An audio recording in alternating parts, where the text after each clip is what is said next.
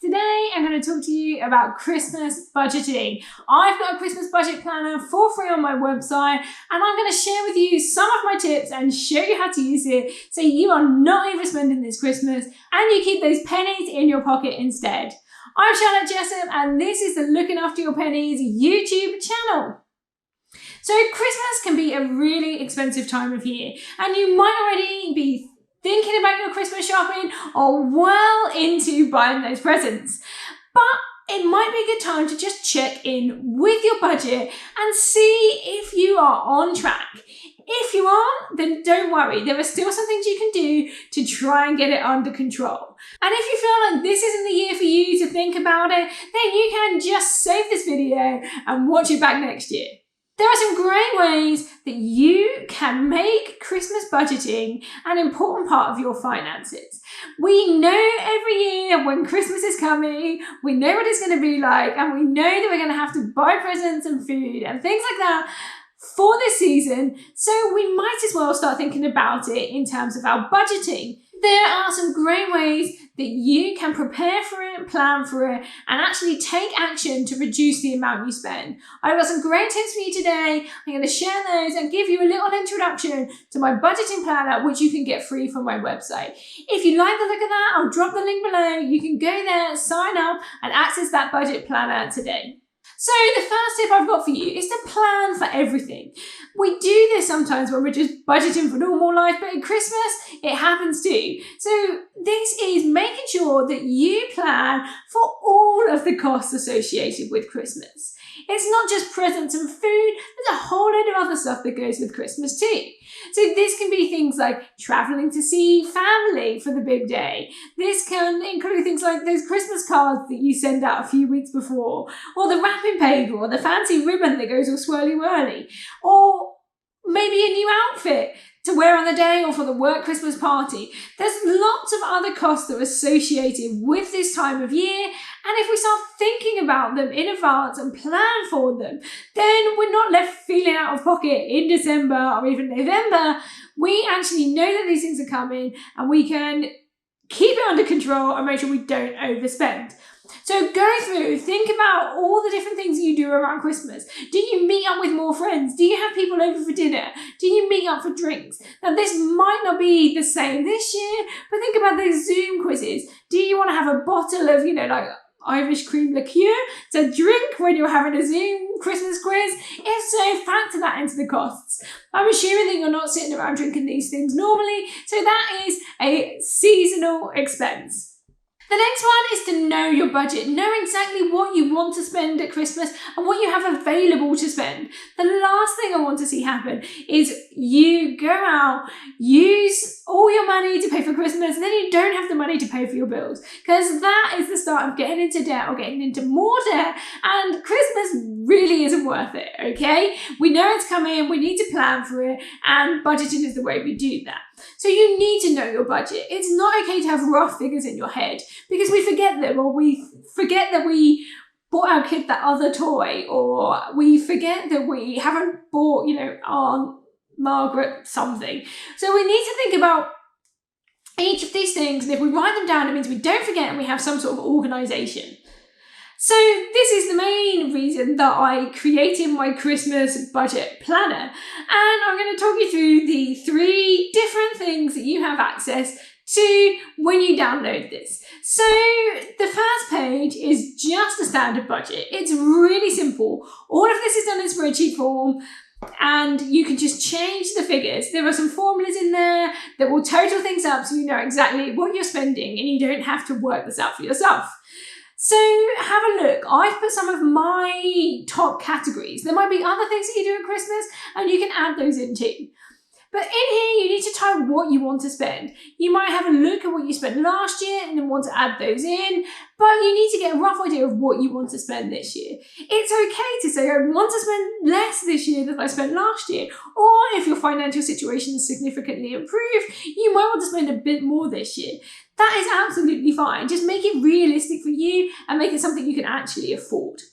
On the next page, you have a present list. So this is where you can just list the names of your family members, an idea of what you want to spend or what you want to buy, and then the amount that you actually want to spend on that. So you can just go through, you might have, a couple of things you want to buy for people, but it just gives you a way of keeping this organized and having a record of this. I quite often will just be randomly messaging my family and say, hey, what do you want? And then I will get to the point where I've asked them, they've told me something and I've completely forgotten about it because I've not written it down. So this can be a good place to organize that. It's also a good place to keep some rough ideas of what you might need to spend. So on the first page where it says presents, you might not have any idea of what you're going to spend on presents. But when you break it down into individuals and set a budget for each of those people, it's much easier to see what the total is going to be for presents. On this third page, you have an expenses tracker. So this is just a way of you organising the amount of money that you have going out. So every time you spend on something Christmas related, you can type it in here, select the category it falls into, and then the amount. And what happens is this spreadsheet will automatically pull through those figures so you can see what you spent in each section. Now you will then be able to compare this to your budget, but you can also use this information for next year when you're formulating this budget again. You'll be able to see those actual totals and what you've spent. Sometimes it can be the little things that build up and we don't quite know. So like 2, 3, 4, 5 pounds over here and there.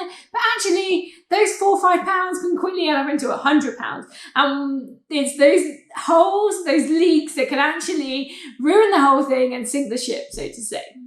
So now that we've talked through the budget planner, we can get on with our tips. So the third one is to have some conversations. So I think it's really important around Christmas to just have some conversations. I do this particularly with my friends who've got kids, and we just sit there and check in and say, do we want to buy presents for the kids this year? Or do we want to leave it? Do we think we're going to see each other? Is it worth buying them? And actually this really helps. It means that I'm not buying gifts for people and then they're feeling awkward about needing to buy me a gift. It actually makes a lot of sense. You can decide who's on the Christmas buying list and who's not. And it's also a good opportunity to set some boundaries.